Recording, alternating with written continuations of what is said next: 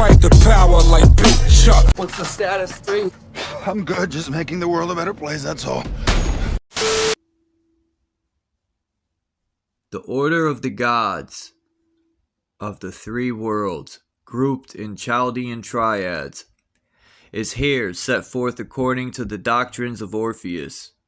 This mystery was concealed by the first symbolists under the figures of the dot, the line, and the circle. To the mystic, the fables and the ancients are indeed plendant with unsuspected truths. Lectures on Ancient Philosophy, Chapter 1. The Nature of the Absolute. To define adequately the nature of the Absolute is impossible, for it is everything in its eternal, undivided, unconditioned state. In ancient writings, it is referred to as the nothing and the all. No mind is capable of visualizing an appropriate symbolic figure of the Absolute. Of all the symbols devised to represent its eternal and unknowable state, a clean blank sheet of paper is the least erroneous. The paper, being blank, represents all that cannot be thought of, all that cannot be seen, all that cannot be felt, and all that cannot be limited by any tangible function of consciousness. The blank paper represents measureless, eternal, unlimited space. No created intelligence has ever plumbed its depths. No God has ever scaled its heights, nor shall mortal or immortal being ever discover the true nature of its substance. From it all things come, to it all things return, but in neither comes nor goes. Figures and symbols are pollutions drawn upon the unblemished surface of the paper. The symbols, therefore, signify the conditions that exist upon the face of space, or, more correctly, which are produced out of the substance of space. The blank sheet being emblematic of the all, each of the diagrams drawn upon it signifies some fractional phase of the all. The moment the symbol is drawn upon the paper loses its perfect and unlimited blankness. As the symbols represent the creative agencies and substances, the philosophers have declared that when the parts of existence come into manifestation, the perfect wholeness of absolute being is destroyed.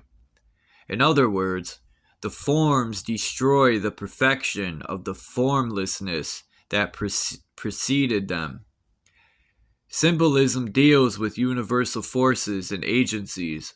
Each of these forces and agencies is an expression of space, because space is the ultimate of substance, the ultimate of force, and the sum of them both.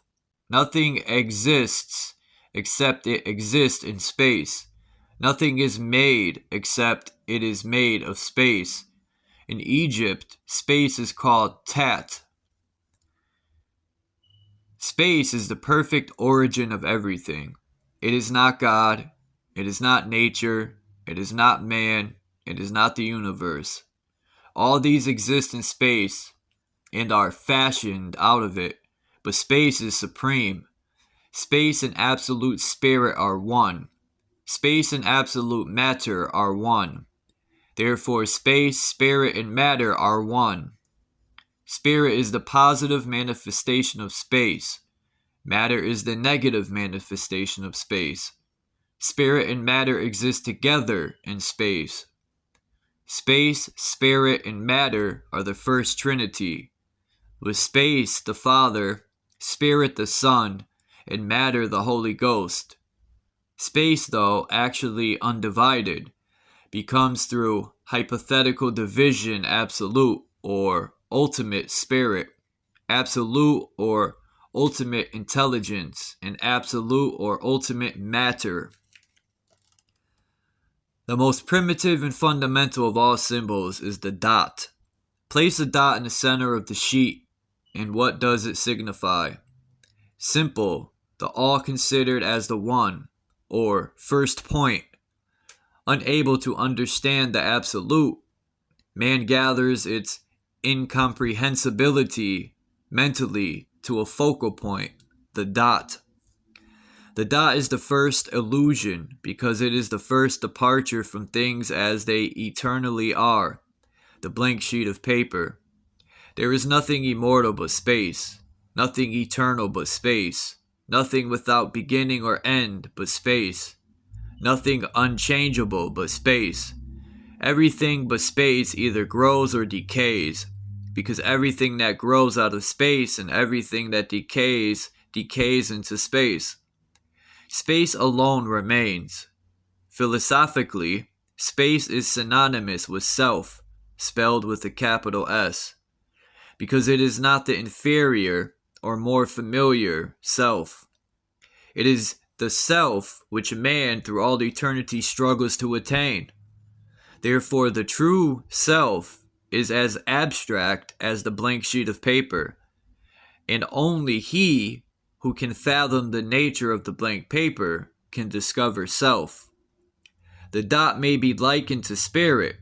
The spirit is self with the loss of limitlessness, because the dot is bound by certain limitations.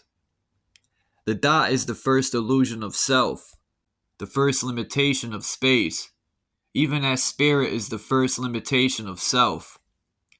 The dot is life localized at a center of power. The blank paper is life unlimited. According to philosophy, the dot must sometime be erased, because nothing but the blank paper is eternal. The dot represents a limitation, for the life that is everywhere becomes the life that is somewhere. Universal life becomes individualized life and ceases to recognize its kinship with all being. After the dot is placed on the paper, it can be rubbed out, and the white paper destroyed to its virgin state. Thus the white paper represents eternity, and the dot, time. And when the dot is erased, time is dissolved back into eternity. For time is dependent upon eternity. Therefore, in ancient philosophy, there are two symbols, the nothing and the one. The white paper and the dot. Creation traces its origin from the dot. The primitive sea, the egg laid by the white swan in the field of space. If existence be viewed from the self downward into the illusion of creation, the dot is the first or least degree of illusion. On the other hand, if existence be viewed from the lower or illusionary universe upward toward reality, the dot is the greatest conceivable reality. The least degree of physical impermanence is the greatest degree of spiritual permanence. That which is the most divine is least mortal. Thus, in the moral sense, the greatest degree of mood is the least degree of evil. The dot being most proximate to perfection is the simplest and therefore the least imperfect of all symbols. From the dot issues forth a multitude of other illusions, ever less permanent. The dot, or sacred island, is the beginning of existence, whether that of a universe or a man. The dot is the germ raised upon the surface of infinite duration. The potentialities signified by the blank paper are manifested as active potencies through a dot. Thus, the limitless absolute is manifested in a limited way. When considering his own divine nature, man always thinks of his spirit as the first and greatest part of himself. He feels that his spirit is his real and permanent part. To the ancients, however, the individual The individualized spirit to which is applied the term one was itself a little germ floating upon the surface of absolute life. This idea is beautifully brought out in the teachings of the Brahmins, Buddhists, Vedantists. The nirvana of atheistic Buddhism is achieved through the reabsorption of the individualized self into the universal self. In Sir Edwin Arnold's Light of Asia, the thought is summed up thus: Amini Padme Hum. The daybreak comes and the dewdrop slips back into the shining sea. The dewdrop is the dot, the sea is the blank paper. The dewdrop is the individualized spirit, or one. The blank paper, that self which is all. And at the achievement of nirvana, the lesser mingles with the greater. Immortality is achieved, for that which is impermanent returns to the condition of absolute permanence. The dot, the line, and the circle are the supreme and primary symbols. The dot is spirit, and its symbol in the Chaldaic Hebrew, the yod, is actually a seed or spermatozoon, a little comma with a twisting tail representing the germ of the not self. In its first manifestation, the dot elongates to form the line. The line is a string of dots made up of germ lives. The monadic lives of Leibniz. From the seed growing in the earth comes the sprig, the line. The line, therefore, is the symbol of the dot in growth or motion. The sun is a great dot, a monad of life, and each of its rays a line. Its own active principle is manifestation. The key thought is the line is the motion of the dot. In the process of creation, all motion is away from self. Therefore, there is only one direction in which the dot can move. In the process of return to the perfect state, all motion is towards self, and through self to the universal self. Involution is activity outward from self. Evolution is activity inward towards self. Motion away from self brings a decrease in consciousness and power. Motion towards self brings a corresponding increase in consciousness and power. The farther the light ray travels from its source, the weaker the ray. The light is the outpouring or natural impulse of life to expand. It may seem difficult at first to imagine the line as a symbol of general expansion, but it is simply emblematic of motion away from self, the dot. The dot, moving away from self, projects the line. The line becomes the radius of an imaginary circle, and this circle is the circumference of powers of the central dot. Hypothetically, every sun has a periphery where its rays end. Every human life, a periphery where its influence ceases. Every human mind, a periphery beyond which it cannot function. And every human heart, a periphery beyond which it cannot feel. Somewhere there is a limit to the scope of awareness. The circle is the symbol of this limit. It is the symbol of the vanishing point of central energy. The dot symbolizes the cause, the line, the means, and the circle, the end, the Ein Sof of the Hebrew Kabbalists is equivalent to the absolute. The Jewish mystic employed the closed eyes to suggest the same symbolism as that of the blank sheet of paper.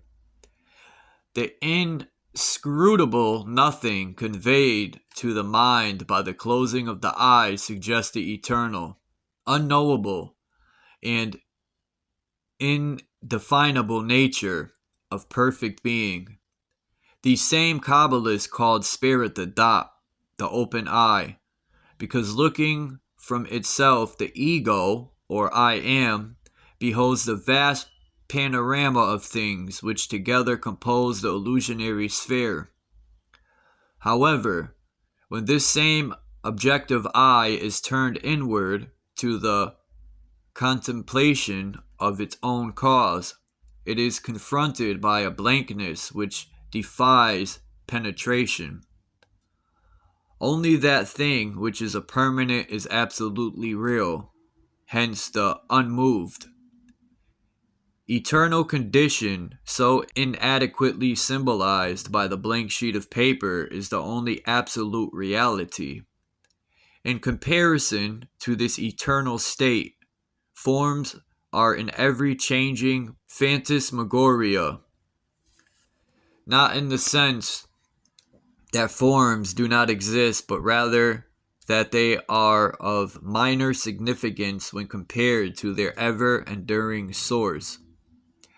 While through lack of adequate terminology, it is necessary to approach a definition of the absolute from a negative point of view, the blank sheet of paper signifies not emptiness, but an utter and incomprehensible fullness, when an attempt is made to define the indefinable. Therefore, the blank paper represents that space which contains all existence in a potential state. When the material universe, whether the zodiac, the stars, or the multitude of suns dotting the firmament, comes into manifestation, all of its parts are subject to the law of change. Sometime every sun will grow cold. Sometime every grain of cosmic dust will blossom forth as a universe, and sometime vanish again. With the phenomenal creation comes birth, growth, decay, and the multifarious laws which have dominion over and measure the span of ephemerality. Omar Khayyam, with characteristic Oriental fatalism, writes, "One thing is certain, and the rest is lies. The flower that once has blown forever dies." The illusion of diversity, form, place, and time are classed by the Orientals under the general term Maya.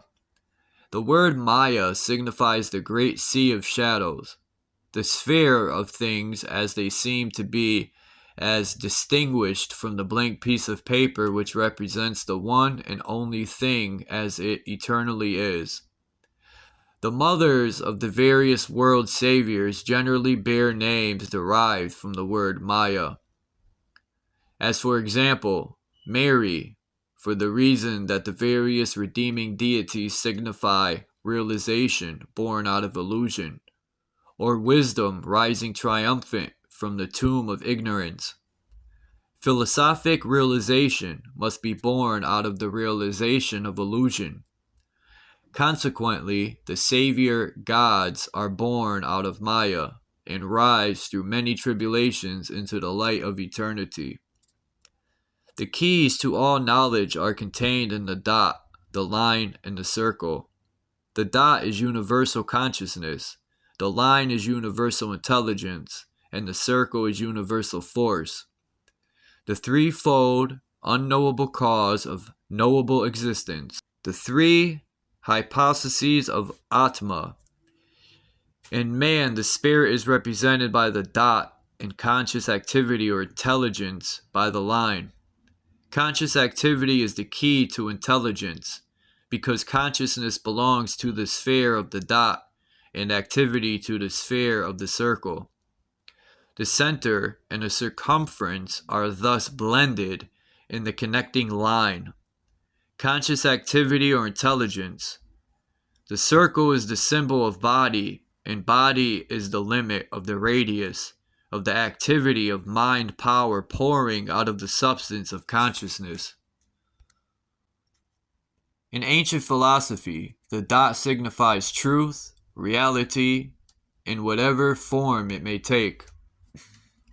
The line is the motion of the fact, and the circle is the symbol of the form or figure established in the inferior or material sphere by these superphysical activities. Take, for example, a blade of grass. Its form is simply the effect of certain active agents upon certain passive substances. The physical blade of grass is really a symbol of a degree of consciousness or a combination of cosmic activities. All forms are but geometric patterns, being the reactions set up in matter by mysterious forces working in the causal spheres. Conscious activity working upon or brooding over matter creates form. Matter is not form, because matter, like space, of which it is the negative expression, is universally disemanated, but, as stated in the ancient doctrine, the activity of life upon and through its substances curdles, organizes matter, so that it assumes certain definite forms or bodies. These organisms, thus caused by bringing the elements of matter into intelligent and definite relationships, are held together by the conscious agent manipulating them. The moment this agent is withdrawn, the process of disintegration sets in. Disintegration is the inevitable process of returning artificial compounds to their first simple state. Disintegration may be further defined as the urge of heterogeneous parts to return to their primitive homogeneity. In other words, the desire of creation to return to space. When the forms have been reabsorbed into the vast sea of matter, they are then ready to be picked up by some other phase of the creative agencies and molded afresh into vehicles for the material expression of divine potentialities. In its application to the divisions of human learning, the dot is the proper symbol of philosophy, in that philosophy is the least degree of intellectual illusion. It is not to be inferred that philosophy is absolute truth, but rather than it is the least degree of mental error, since all other forms of learning contain a greater percentage of fallacy. Nothing that is sufficiently tangible to be susceptible of accurate definition is true in the absolute sense. But philosophy, transcending the limitations of the form world, achieve more in its investigation of the nature of being than does any other man-conceived discipline. The more complex the form, the farther removed it is from its source. As more marks are placed upon the white sheet of paper, a picture is gradually created which may become so complicated that the white paper itself is entirely obscured. Thus, the more diversified the creations, the less the creator is discernible. Taking up the least possible space upon the paper, the dot detracts the least from the perfect expanse of the white sheet. Philosophy, per se, is the least confusing method of approaching reality. When less accurate systems are employed, a cobweb of contending and confusing complexities is spread over the entire surface of the blank paper, hopelessly entangling the thinker in a maze of illusion. As the dot cannot retire behind itself to explore the nature of the paper upon which it is placed, so no philosophy can entirely free itself from the involvements of mind. As man, however, must have some code by which to live, some system of thought, which will give him at least an intellectual concept of ultimates. The widest of all ages have contributed the fruitage of their transcendent genius to this great human need. Thus philosophy came into being. Like the dot, philosophy is an immovable body. Its essential nature never changes. When the element of change is introduced into philosophy, it descends to the level of theology, or rather, it is involved and distorted by the disciplines of theology. Theology is a motion, a mystical gesture, as it were. It is the dot moving away from itself to form the line. Theology is not a fixed element like the philosophy. It is a multiple element subject to numberless vicissitudes. Theology is emotional, changeable, violent, and at periodic intervals bursts forth in many forms of irrational excess. Theology occupies a middle ground between materiality and the true illumined spirituality, which transcending theology becomes a comprehension, in part at least, of divine concerns. As has already been suggested, the line and the radius of an imaginary circle, and when the circle is traced upon the paper we have the proper symbol of science. Science occupies the circumference of the sphere of self. The savant gropes in that twilight where life is lost in form. He is therefore unfitted to cope with any phase of life or knowledge which transcends the plane of material things. The science has no comprehension of an activity independent of and disassociated from matter. Hence his sphere of usefulness is limited to the lower world and its phenomena. The physical body of what man calls knowledge is science, the emotional body, theology, and the mental and supermental bodies, natural and mystical philosophy, respectively. The human mind ascends sequentially from science through theology to philosophy. As in ancient days it descended from divine philosophy through spiritual theology to the condition of material science, which it now occupies. Consider the great number of people who are now leaving the church at the behest of science. Most of these individuals declare their reason for dissenting to the dictates of theology is that the dogma of the church has proved to be philosophically and scientifically unsound. The belief is quite prevalent that nearly all scientists are agnostics, if not atheists, because they refuse to subscribe to the findings of early theologians. Thus the mind must descend from credulity to absolute incredulity before it is prepared to assume the onus of individual thinking. On the other hand, the scientist who has really entered into the spirit of his labors has found God. Science has revealed to him a super theology. It has discovered the God of the swirling atoms, not a personal deity, but an all-permeating, all-powerful, impersonal creative agent, akin to the absolute being of occult philosophy.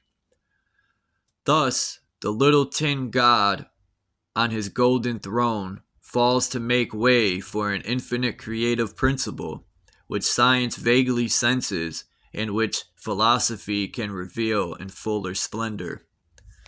The primitive symbols now under discussion bring to mind the subject of alphabets. The ancient alphabet of wisdom is symbolism, and all the figures used in the supreme alphabet are taken out of the dot, the line, and the circle. In other words, they are made up of various combinations of these elementary forms. Even the Arabic numerical systems and the letters of the English alphabet are compounded from these first three figures. In Oriental mysticism, there are certain objects considered peculiarly appropriate for subjects of mediation. One of the most important of the native drawings is that of the lotus bud, carrying in its heart the first letter of the Sanskrit alphabet. The letter usually made resplendent by gold leaf. This letter, as the first of the alphabet, is employed to direct the mind of the devotee toward all things which are first, especially universal self, which is the first of all being, and form which all nature emerged. As all the letters are presumed to have come forth from the first letter of the alphabet, thus from one letter issue all letters, and form a comparatively small number of letters, an infinite diversity of words. These words being the sound symbols which man has employed to designate the diversified genera of the mundane creation. The words were originally designed as sound names, and were so closely related to the objects upon which they were conferred that by an analysis of the word, the mystical nature of the object could be determined. Saint Irenaeus described the Greek cosmological man as bearing upon his body the letters of the Greek alphabet. The sacredness of the letters is also emphasized in the New Testament, where Christ is referred to as the Alpha and the Omega, the first and the last, the beginning and the end. The letters of the alphabet are those sacred symbols through the combinations of which is created an emblem for every thought, every form, every element, and every condition of material existence. Like the very illusional world whose phenomena they catalog, words are slayers of the real, and the more words used, the less of the nature of reality remains. In the introduction to The Secret Doctrine, H.P. Blavatsky gives several examples of the ancient symbolic alphabets in which the mystery teachings are preserved. Writing was originally reserved for the perpetuation of the ancient wisdom. Today the mysteries still have their own language, undefiled by involvement in the commercial and prosaic life of the unillumined. The language of the initiates is called the Censar, and consists of certain magical hieroglyphical figures by which the wise men of all lands communicated with each other. In the primordial symbols of the dot, the line, and the circle are also set forth the mysteries of the three worlds. The dot is symbolic of heaven, the line of earth, and the circle of hell, the three spheres of Christian theology. Heaven is represented by the dot because it is the first world or foundation of the universe. In its mystical interpretation, the word heaven signifies a heaved up or convoluted area, and may be interpreted to mean that which is raised above or elevated to a state of first dignity. In a similar manner, the origin of the word salvation may be traced to saliva, though the kinship of the two words has long been ignored. Thus, salvation signifies the process of mixing gross substance with the spiritual fluidic essence, which renders its cosmically digestible and assimilable. Heaven is a figure of the superior state or condition of power, and consequently is the proper symbol of the supreme part of the deity, out of whose substances, or more correctly essences, the lesser universe is composed. Heaven is the plane of the spiritual nature of God, earth the plane of the material nature of God, and hell that part of existence in which the nature of God, or good, is least powerful. The outer circumference of deity, the Scandinavian Helheim, the land of the dead, is a dark and cold sphere where its fires of life burned so low that it seemed as though they might at any moment flicker out. Thus hell may be defined as the place where the light fails, or in which divine intelligence is so diluted by matter as to be incapable of controlling the manifestations of force. In the ancient Greek system of thought, Hades, or the underworld, simply signifies the physical universe in contradiction to the spiritualized and illumined superior world. The Greeks conceived the physical universe to be that part of creation in which the light of God is most obscured, and darkness not as primordial reality, but rather than the absence of divine light. Darkness is the sense, represents the privative darkness, as distinguished from the darkness of the absolute, which includes the nature of light within its own being. So-called physical life begins at the point where matter dominates and inhibits the manifestations of energy and intelligence. Spirit, so-called, is only 1/5 as active in the physical world as it is in its own plane of unobstructed expression. Therefore, the physical plane is simply a sphere in nature, wherein are blended 4/5 of inertia and 1/5 of activity. This does not mean that the inhabitants of this sphere are composed 4/5 of material substances, but rather that the greater part of their spiritual natures can find no medium of expression, and consequently are latent.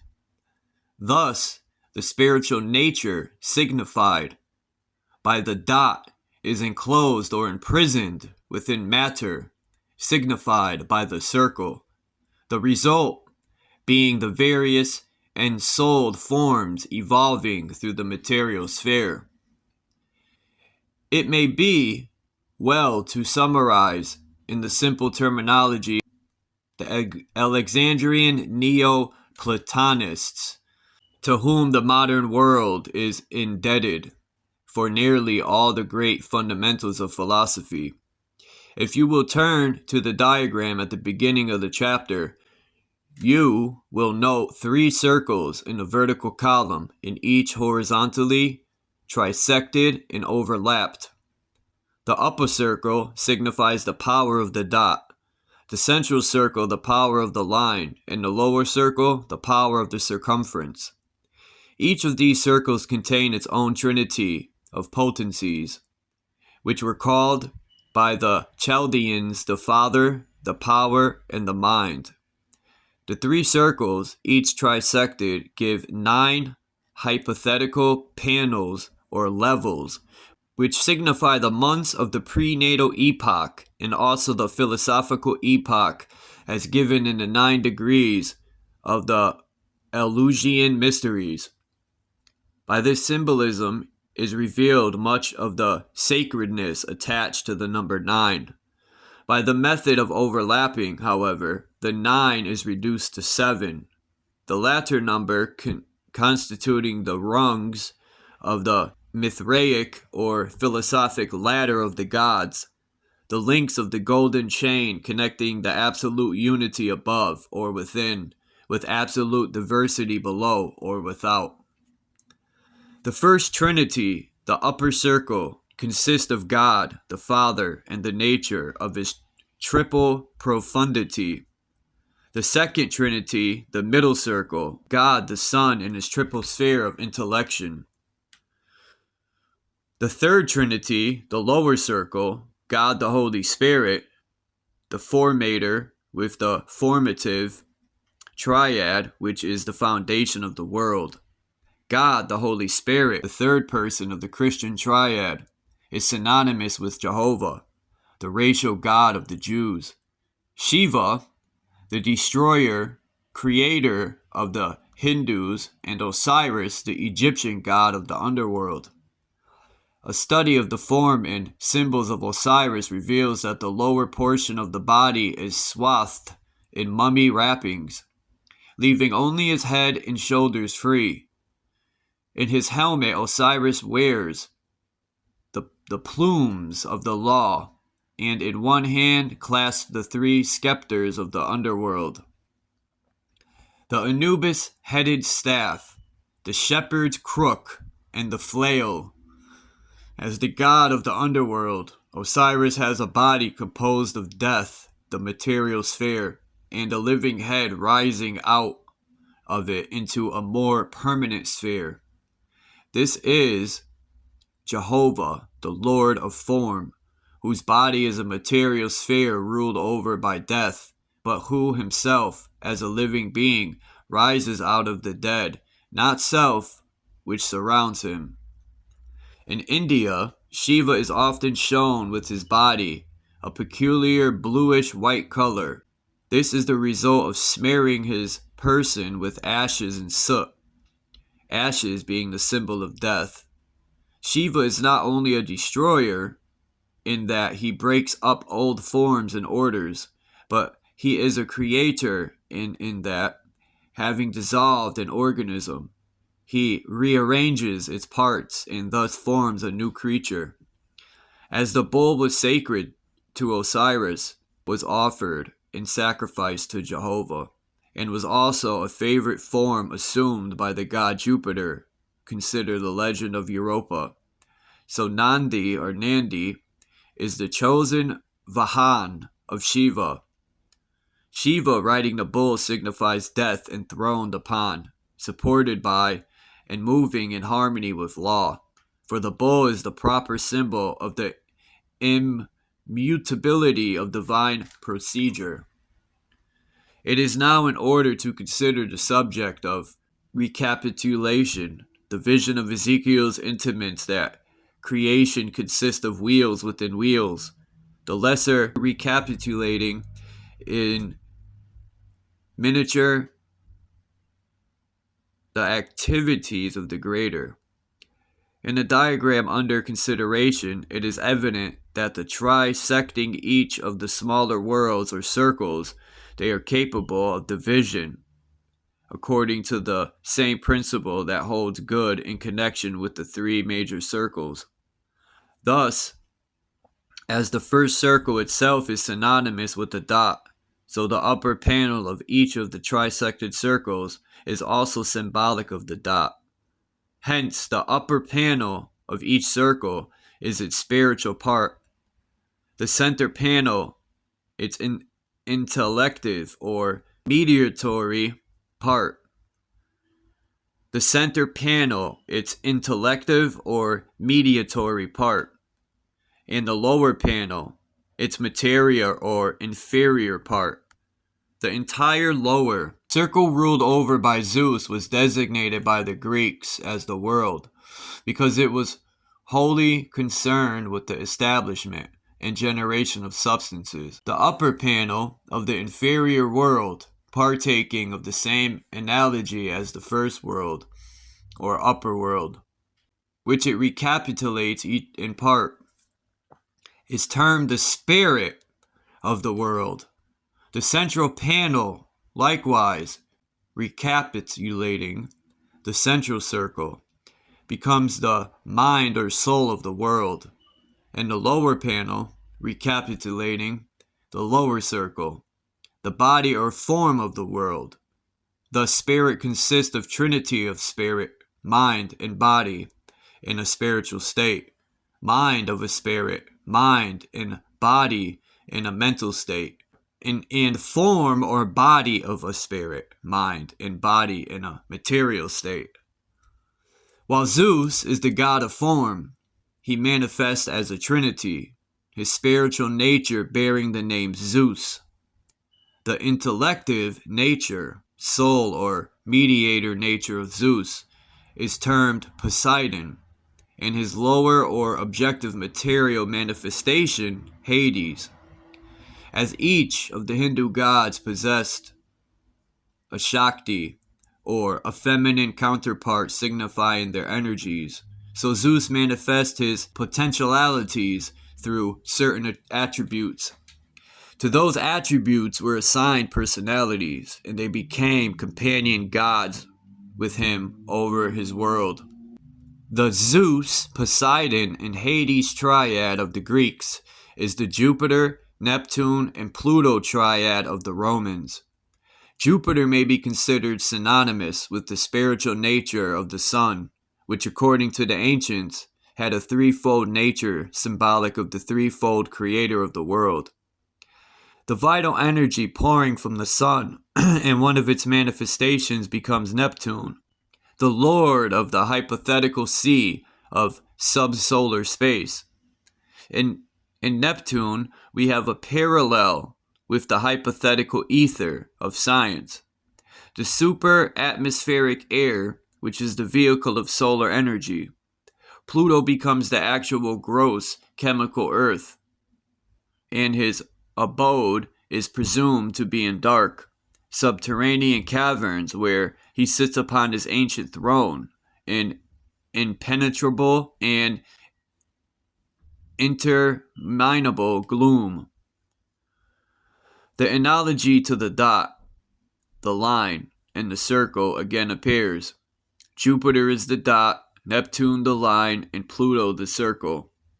Thus the life body of the sun is Jupiter, the light body of the sun, Neptune, and the fire body of the sun, Pluto, ruling his inferno. It should be continually borne in mind that we are not referring to great universal realities, but simply to those phases of cosmogony directly concerned with matter, which is the lowest and most impermanent part of creation. Over this inferior world, with its form and its formative agents, sits Jupiter, Lord of Death, generator of evil, the demiurgus and world formator, who with his 12 titanic monads, the Olympic pantheon, builds, preserves, and ultimately annihilates those things which he fashions in the outer sea of divine privation. It is noteworthy that the astronomical symbol of the sun should be the dot in a circle, for as can be deduced from the subject matter of this lecture, the dot, the circle, and the hypothetical connecting line give a complete key to the actual nature of the solar orb. When Jupiter, or Jehovah, is called the Lord of the Sun, it does not necessarily mean the sun, which is the ruler of the solar system. It means any one of the million of universal suns which are functioning upon the plane or level of universal suns, which are functioning upon the plane or level of a solar orb. Jupiter manifests himself as a mystical energy which gives crops, perpetuates life, and bestows all the blessings of physical existence, only to ultimately deprive mankind in his world of all those bounties. Jupiter is the son of illusion, the light which lights the inferior creation, but has nothing in common with that great spiritual light, which is the life of man and the light of the world. According to the Gnostics, the demiurgus and his angels represented the false light, which lured souls to their destruction by causing them to believe in the permanence of matter and that life within the veil of tears was the true existence. According to philosophy, only those who rise above the light of the inferior universe to that great and glorious spiritual luminescence belongs to the superphysical spheres can hope to discover everlasting life. The physical universe is therefore the body of Jupiter, Jehovah, Osiris, or Shiva. The sun is the pulsating heart of each of these deities, and sunspots are caused, as H.P. Blavatsky notes, by the expansion and contraction of the solar heart at intervals of 11 years. In the Greek and Roman mythologies, Zeus or Jupiter is the chief of the 12 gods of Olympus. Olympus was a mythical mountain rising in the midst of the world. It is the dot or sun itself, for it is written that the tabernacle of the gods is in the skies. From the face of his sun shines a golden corona whose numberless fiery points are the countless gods who transmit the life of their sovereign Lord, and who are his ministers to the farthest corners of his empire. In the Hebrew philosophy, the rays of the sun are the hairs of the head and beard of the great face. Each hair is the radius of a mystical circle, with the sun at the center and outer darkness at the circumference. It is curious that in Egypt, the name of the second person of the triad, the manifester, should be Re or Ra, and his title, the Lord of Light. Ra bears witness, however, to his invisible and eternal Father. For the light of the sun is not the true sun, but bears witness to the invisible source of the effulgence. Thus, as the beams of the physical sun become the light of the physical body of existence, so the rays of the intellectual sun are the light of the mind, and all power, all vitality, and all increase come as the result of attunement to the fiery streamers of those divine beings to whom has been given the appellation of the gods. A few words at this time concerning the symbolism of Neptune. While Neptune is popularly associated with the sea, occultly he signifies the albuminous part of the great egg of Jupiter. In certain schools of Orphic mysticism, the inferior universe, like the supreme all-enclosing sphere, is symbolized by an egg. This lesser egg has Jupiter for a yolk, Neptune for the albumin, and Pluto for the shell. It is therefore evident that Neptune is not associated with the physical element of water, but rather with the electrical fluids permeating the entire solar system. He is also associated with the astral world, a sphere of fluidic essences, and part of the mirror of Maya, the illusion. As the connective between Jupiter and Pluto, Neptune represents a certain phase of material intellect, which, like the element of water, is very changeable and inconsistent. Like water, Neptune is recognized as a vitalizer and life giver, and in the ancient mysteries was associated with the germinal agents. The fish, or spermatozoon, previous to his period of germination, was under his dominion.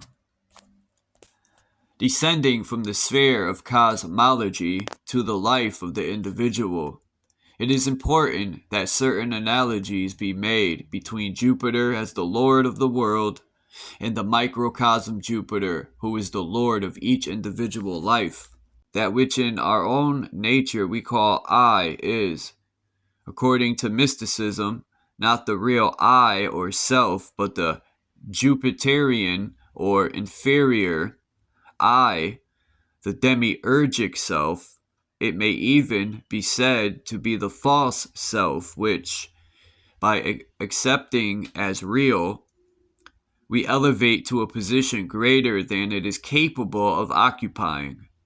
A very good name for Jupiter is the human spirit, as differentiation from the divine spirit which belongs to the supermaterial spheres.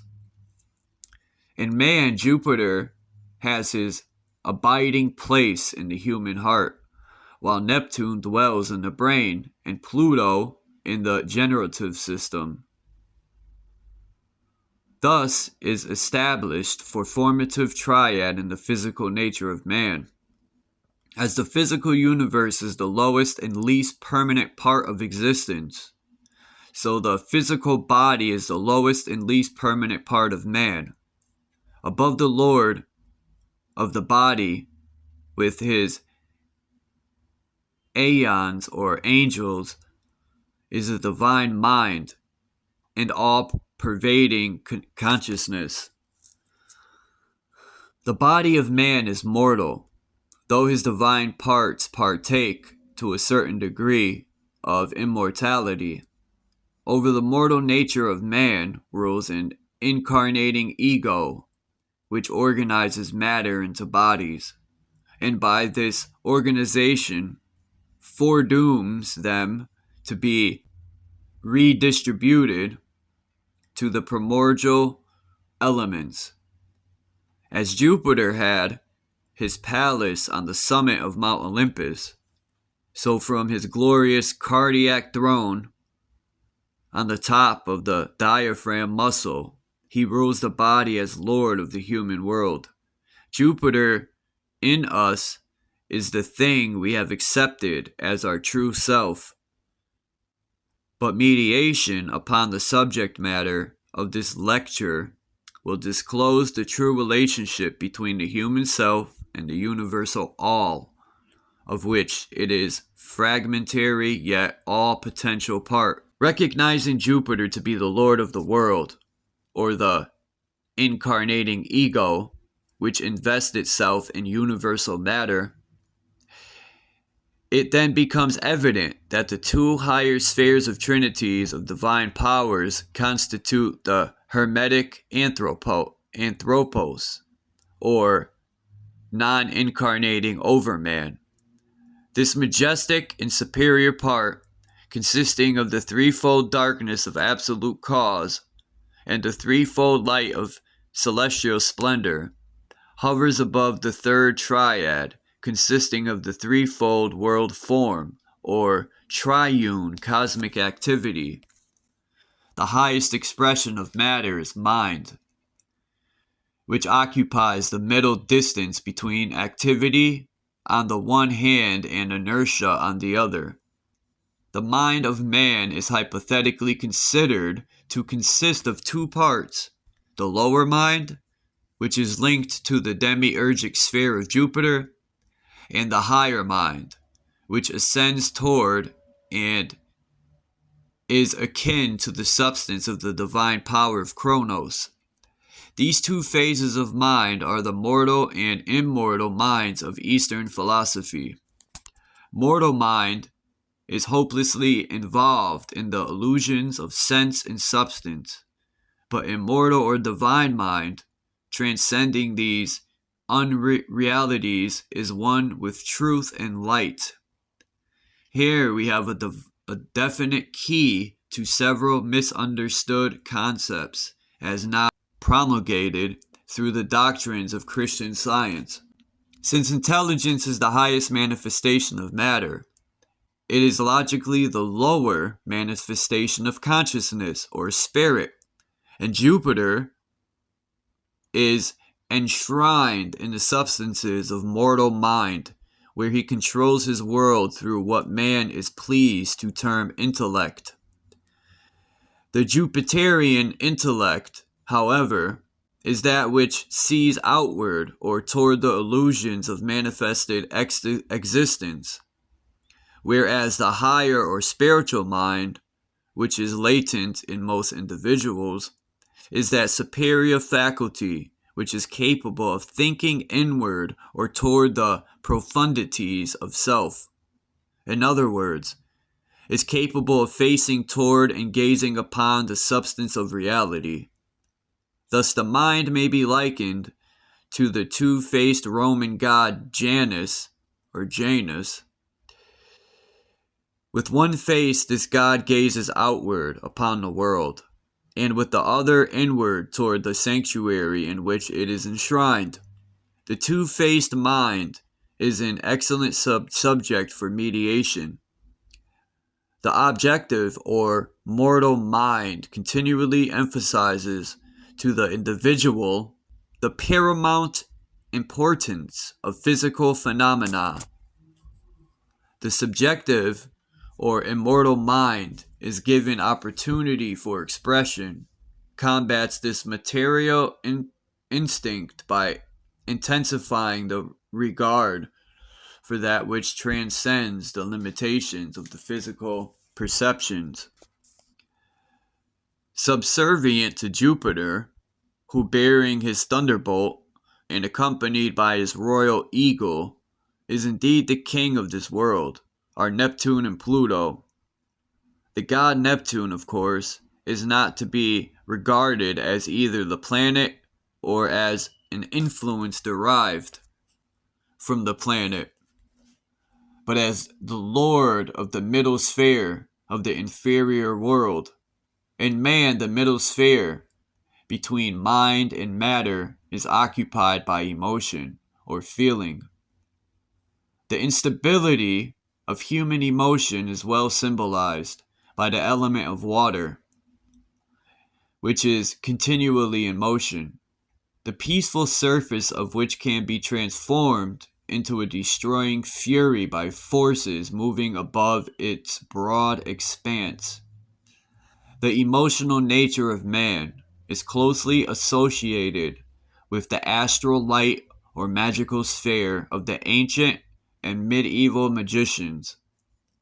And the plain illusion is particularly powerful, as one writer has wisely observed, quote, "It is a land of beauty, a garden of flowers, but a serpent is entwined about the stem of each," end quote.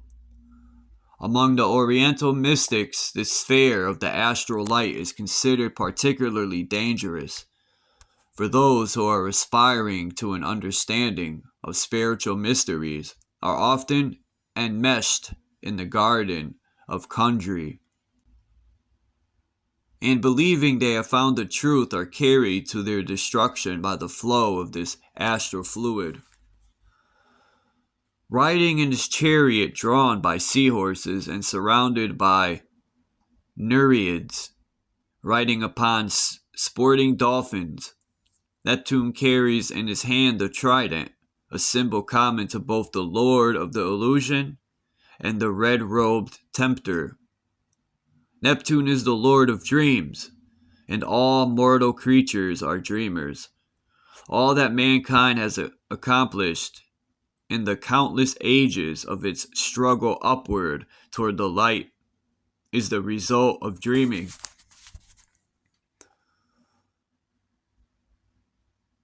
Yet if dreams are not backed up by action and controlled by reason, they become a snare and a delusion, and the dreamer drifts onward into oblivion in a mystic ecstasy. You will remember that according to Greek mythology, there was a river called the Styx, which divided the sphere of the living from that of the dead.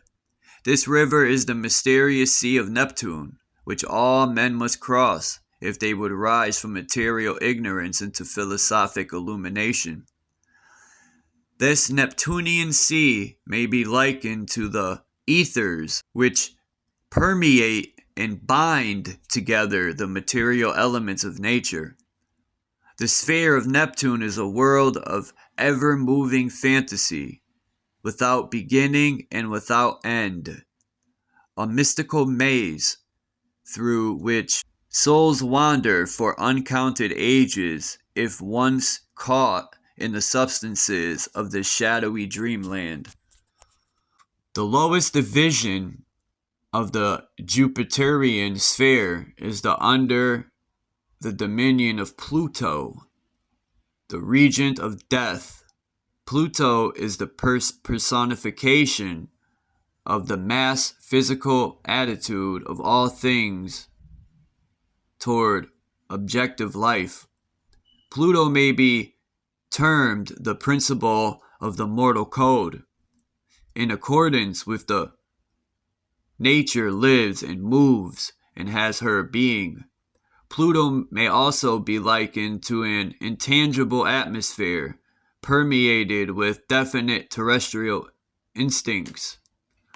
Unconsciously inhaling this atmosphere, man is enthused by it and accepts it as the basis of living.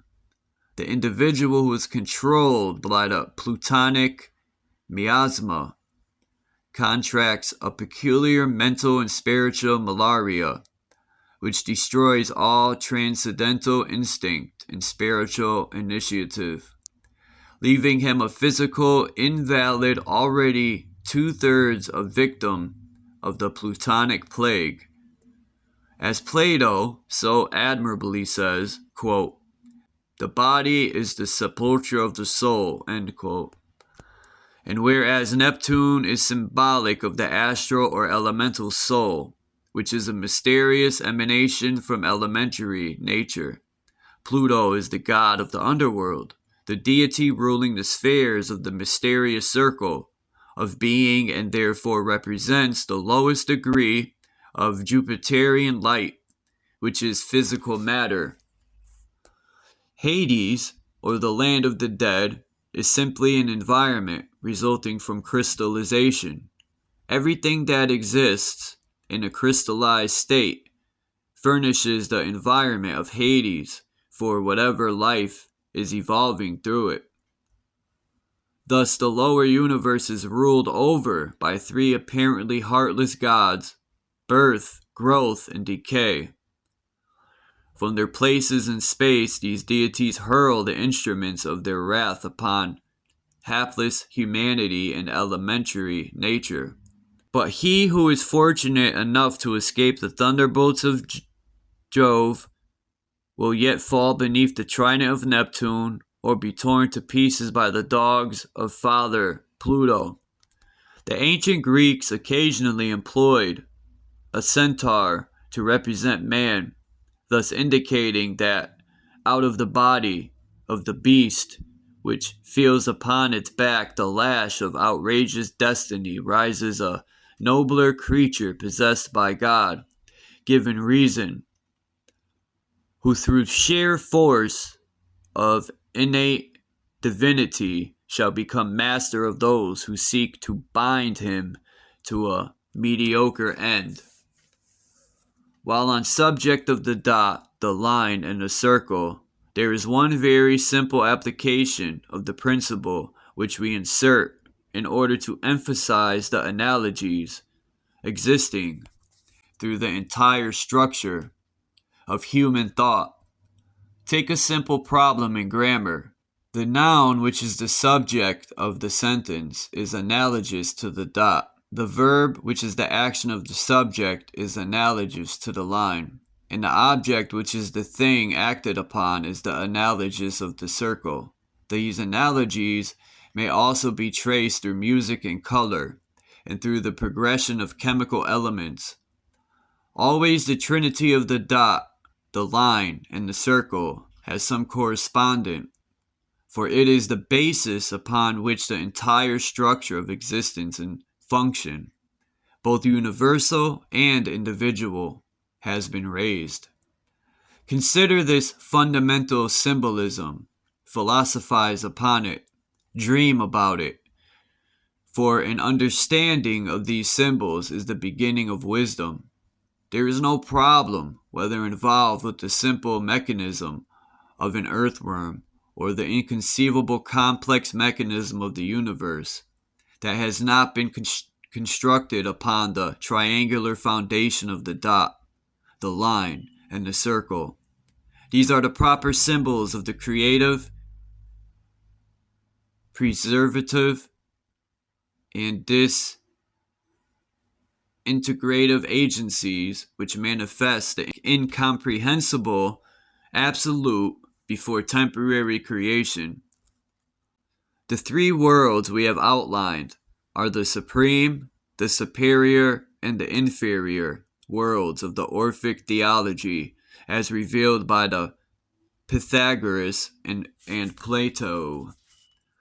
The supreme world is the sphere of the one indivisible and ever-enduring Father.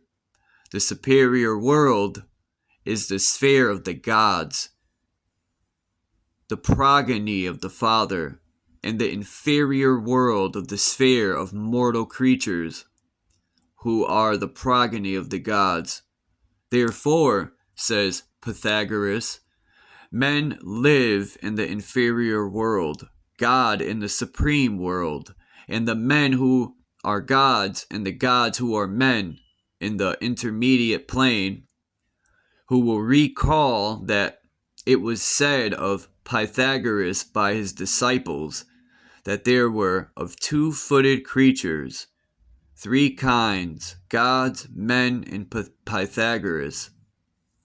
It should be inferred that the dot represents the gods, the circle man, and the line connecting them Pythagoras, or the personification of that superhuman wisdom which binds cause and effect inextricably together, and which is the hope of salvation for the lesser.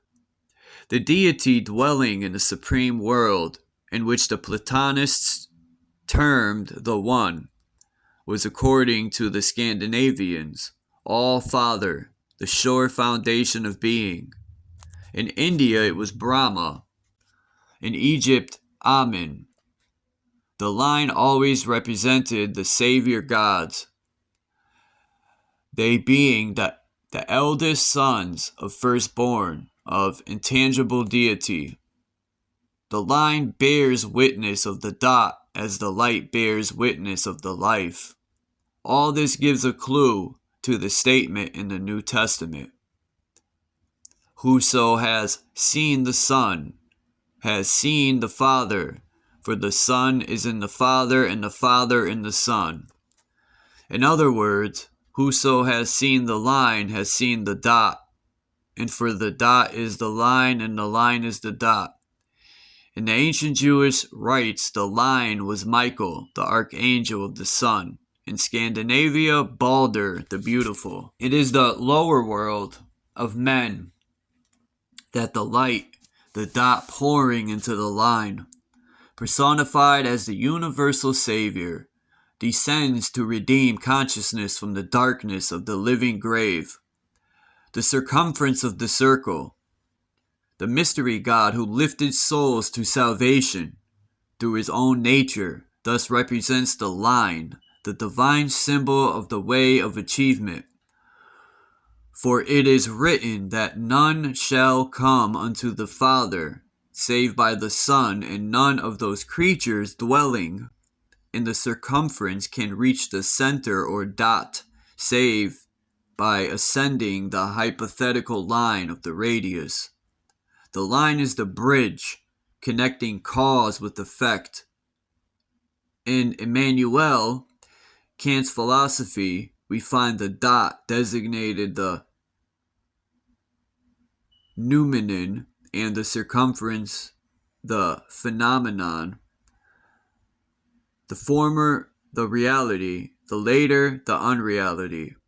The line, the human mind, must ever be the agency that bridges the void between them. In the Platonic philosophy, there are three manners of being. 1. Gods are those most proximate to the absolute, who dwell within the nature of the dot. 2. Men, or those who are most distant from the absolute, who dwell in the circumference of the circle. 3. The heroes and the demigods, who are suspended between divinity and humanity, and who will dwell in the sphere of the line. So according to philosophy, the line is a ladder up which man ascends to light from his infernal state, and down which he descends in his involution. The fall of man is the descent down the ladder from the dot to the circumference. The resurrection or redemption of man is his return from the circumference to the dot.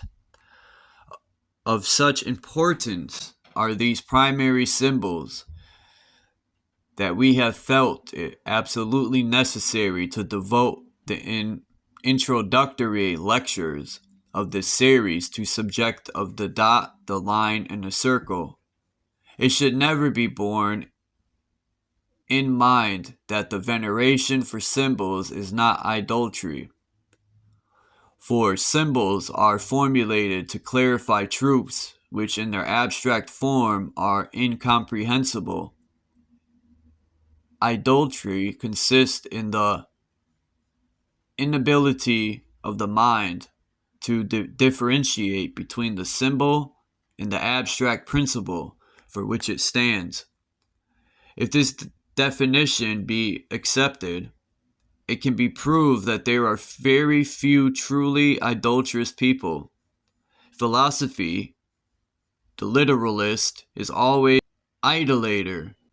He who worships the letter of the law bows down to wood and stone, but he who comprehends the spirit of the law is a true worshipper before the measureless altar of eternal nature, upon which continually burns the spirit fire of the world.